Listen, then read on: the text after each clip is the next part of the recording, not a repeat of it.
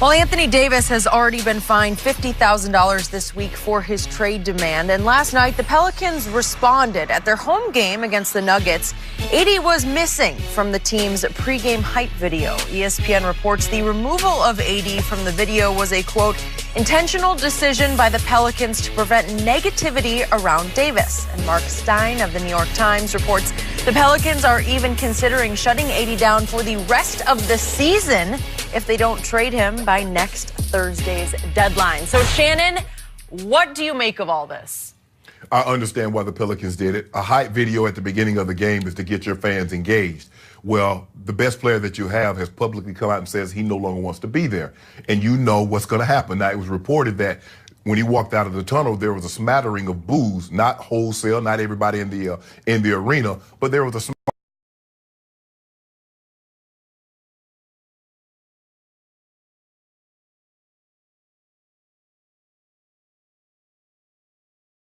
problem with them taking him out of it. It's understandable because it is hard. It is really hard when someone tells you they no longer want to be with you.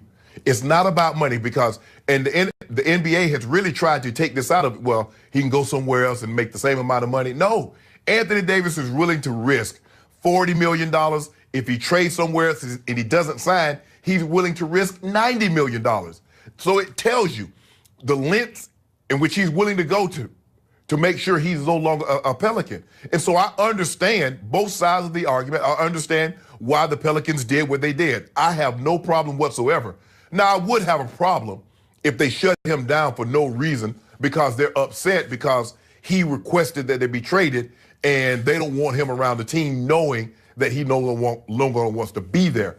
But considering Cleveland is paying J.R. Smith basically $16 million this year to stay away, Houston paid Carmelo Anthony all money to stay away from the team. So I guess it's well within their rights to do so, but that would not be a good look. And it just goes to show you, teams can do what they want to do. We can pay you to stay away, but Anthony Davis requesting a trade, not everybody has a problem when teams go behind players back all the time and trade them.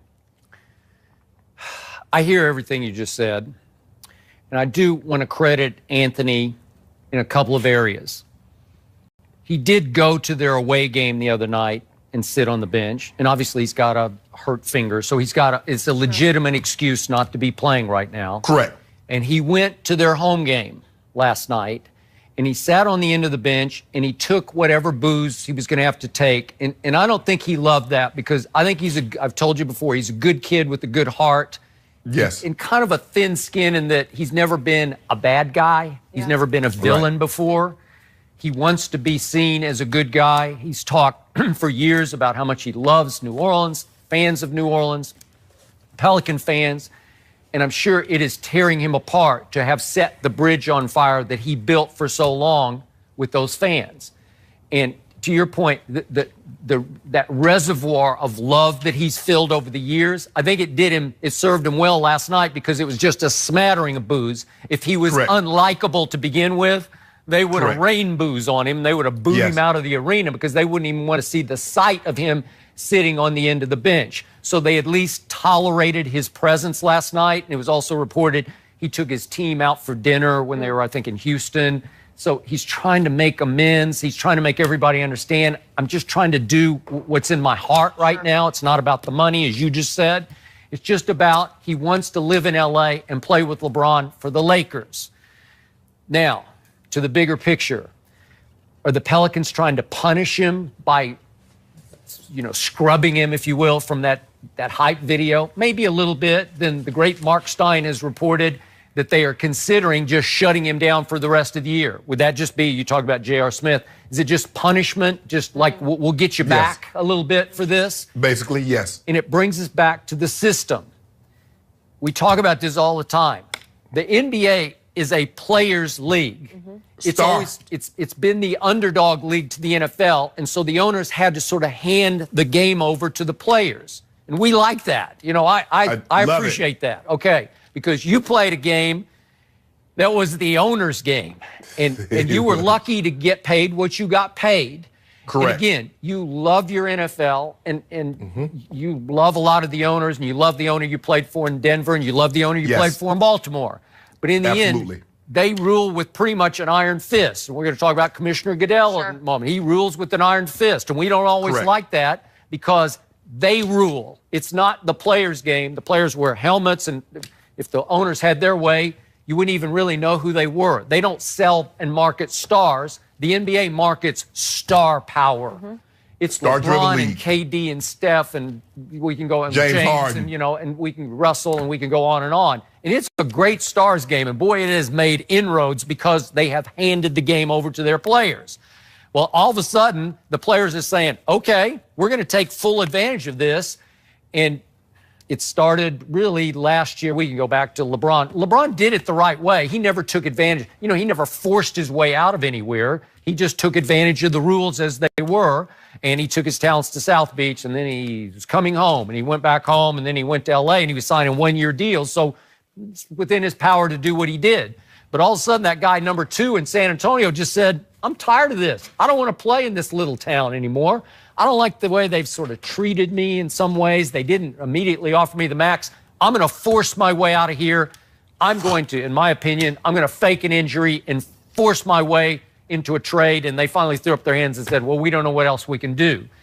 I can tell you this. I have several friends in San Antonio, and I have one longtime friend in Oklahoma City. They are outraged over what Anthony Davis is doing. Really? Because there's no protection for the smaller markets.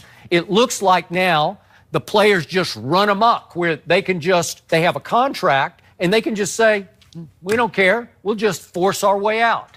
Rich Paul will announce he's going to L.A. That's all he wants to do is go to L.A. Buyer beware, all you people. Don't bid for him because he's not going to commit long-term to Boston or the Knicks or anybody else. So it's like, what value is the contract anymore, right? And for me, Shannon, I think we lost Shannon here just for a second. You okay? Can you hear me okay? Maybe you've silenced Shannon. I have. So I'm going to speak for just a second here. So more for you. Yeah. So we all have contracts here.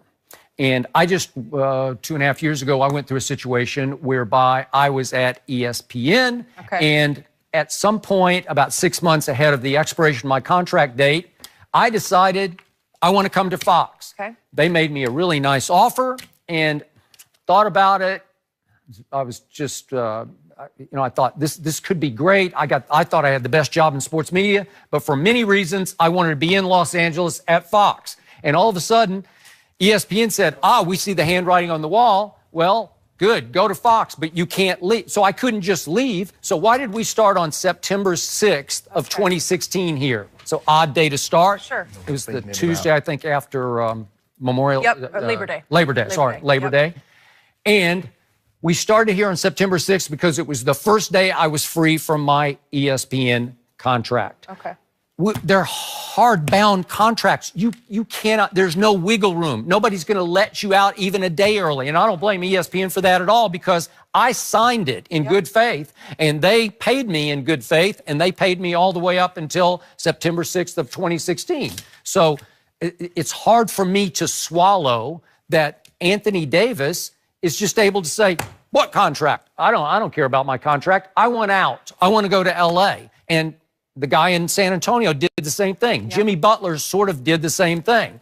They just say, well, we just want out. Well, you have a deal. Well, deals don't seem to matter anymore, but boy, they matter in the National Football League. What happened to Le'Veon this year? Le'Veon said, I don't like what you're offering me. And they said, okay, don't get paid for the rest of the year. And he just sat, and it got ugly, and that's the NFL versus the NBA. And it feels like the way he's being perceived by the fans for everything he has done for them, if it ends this way, it creates just a hard way for him to go. He is going to be on the move. So why is it that I haven't been harder on the NBA for allowing this? Because in my heart of hearts, maybe because we live in Los Angeles, I think it'd be great for the NBA to have Anthony and LeBron in Los Angeles. And so I don't know if Shannon can hear me. I hope he can't, because here's the truth of the situation right now.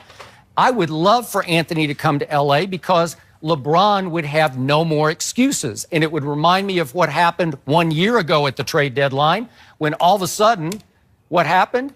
Boom, everything happened. The Cleveland Cavaliers acquired Jordan Clarkson and Rodney Hood and Larry Nance and George Hill. And all of a sudden, Shannon Sharpe and Chris Broussard here on Undisputed had no more excuses. So I would love for Anthony to come, because it'd be fun for me to watch LeBron and Anthony in what's left of this year's Lakers, because it's possible 4 of the kids would be gone at that point. Yep. The top kids would be gone. And all of a sudden, you'd still have Rondo and JaVale and Lance. And then could you mix and match that and make a run at Golden State? I doubt it. But I've always said, as much as I like Anthony as a kid, he's a little overrated because he's not a difference maker. Would LeBron make him a difference maker? Would they be a good pair? Yeah, they could be. But it would be fun for me to watch that. It would be great theater, because I'm not sure that those two alone could take down Golden State. In fact, I seriously doubt they could. Shannon thinks they could, but then LeBron would have no more excuses. So I think I'm leaning toward who cares about contracts and rules, because, well, let's just see what happens, because I want to see LeBron and Anthony see if they can make a run. But Skip, this is all. Aha, you're back. The NBA silenced him for a bit. Yeah, the NBA has always been a star. The NBA has always been a star-driven league. There's a reason why Magic Johnson could request as it's either him or the head coach after the head coach had led him to. Yeah, no, I agree with that. I got you, but in those days, Magic couldn't force his way out. He was just Magic Johnson. So in the end, I'm with you. He was so big at that point to them that they erred on his side. All right. Well, we have plenty more to get to on the show, like Tom Brady. Let's talk about